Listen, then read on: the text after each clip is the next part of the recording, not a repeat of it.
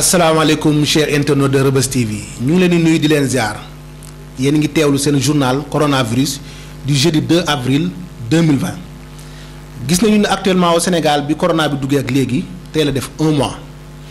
le 2 mars la woon ba le 2 avril tey nag situation bi ministre bi woote na ànd ak ñëpp ñi nga xam ne ñooy médecins yi nga xam ne ni ñoo ko sekk ak moom liggéey bi jëm ci xeex coronavirus bi ici au Sénégal. ki ñu ci gën a nag ràññee mu docteur Moussa Seydi ko xam ne depuis le début ba léegi mi ngi ci jàppale askan bi te nëbbu leen dara te nag ministre bi wax na ñaata cas la Sénégal am gis nañu ne si 127 personnes yoo xam ne dañ leen testé 5 rek ñoo revenir positif 2 cas importés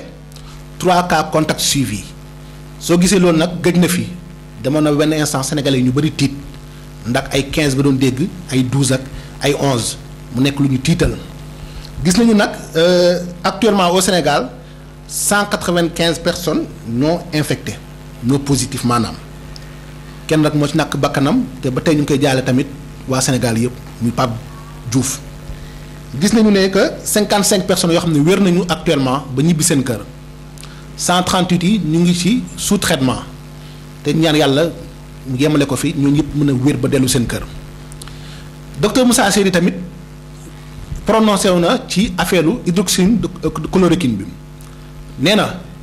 actuellement li muy bi ñu ko commencé utiliser ba léegi mi ngi faj te faj bu gaaw sax lay faj par rapport ak au début li ñu commencé woon médicaments yi ñu doon jox ñi positif ba fu mu toll ni moom am na benn garab bu ñu ne azithromycine boo xam ne da ko bëgg a boole ak hydroxychloroquine bi boole ko ak moom pour gën a am efficacité. maanaam mu gën a mën a gaaw faj ñi nga xam ne dañoo positif Diouf Sarr tamit joxe na tey point bi wax lépp lu jëm ci coronavirus bi moo médecin yi mu àndal du ñu wax tamit tey ci actualité sénégalais te boole ñu si docteur Samba mooy faux médecin bi ngeen doon dégg ci fan yëpp ki nga xam ne dem na ba di defar ay nit test di xool ñoo xam ne mu ne da leen di vérifier ndax dañoo am corona ou pas dem nañu ba ne docteur le médecin faux médecin sax laay wax. nekk na fi gynécologue defal nañu fi sax nekk na sax médecin lu jëm ci wàllum diabète tey nag lañ ko déféré au parquet parce que li mu def délit bu mag la suñu jógee nag ci loolu day dem ci actualité bu nekk Afrique fii. que temps Afrique du Sud mooy réew Afrique bi nga xam ne moo ëpp cas actuellement ñoom actuellement ñu ngi ci 1380 personnes yoo xam ne ñoo positif am nañu 5 décès 50 ñoo ci tane. kon soo leen déggee estimation yi nga xam ne ñi des ñi nga xam ne ñoo nekk sous traitement bari nañu trop yal na leen yàlla taxaw Algérie ñoom tamit seen cas bi ngi yokk chaque jour ñu ngi ci 986 cas yoo xam ne dañoo positif 69 ñoo ci gën a àdduna 61 yi ñoo wër ba dellu seen kër Égypte tamit ñu ngi ci 779 cas 52 yi ñoo ci ñàkk seen bakkan 179 yi. ñoo tane ba dellu seen kër mu nekk foo xam ne tamit ñi des nekk sous traitement bari na ñu ne ñaan tam fu tamit jàmm dellu fa gis nañ tamit Côte d'Ivoire actuellement ñoom tamit ñu ngi ci 190 cas benn mort la ñu am 9 yi ñoo tane ba dellu seen kër ça veut dire que am na 100 et quelques yoo xam ne ñoo des ñoo xam ne taneeguñu ñu ngi ci sous traitement suñu fa jógee tamit dañuy dem en Europe plus précisément Italie gis nañu ne Italie actuellement ñu ngi ci 115 cas 115 242 cas mu nekk loo xam ne vraiment bëri na trop ba fu mu toll nii 13 915 personnes ñàkk nañ ci seen bakkan 18 278 personnes ñoo ci tane Espagne parce que ay dëkk la yoo xam ne dafa bëri sénégalais suñuy doomu réew ñu ngi fa moo tax ñu bëgg actualité bi à chaque fois di ko concentré wu ci zone yooyu. Espagne actuellement ñu ngi ci 110 238 personnes yoo xam ne dañoo infecté mooy dañoo positif ñu gis ne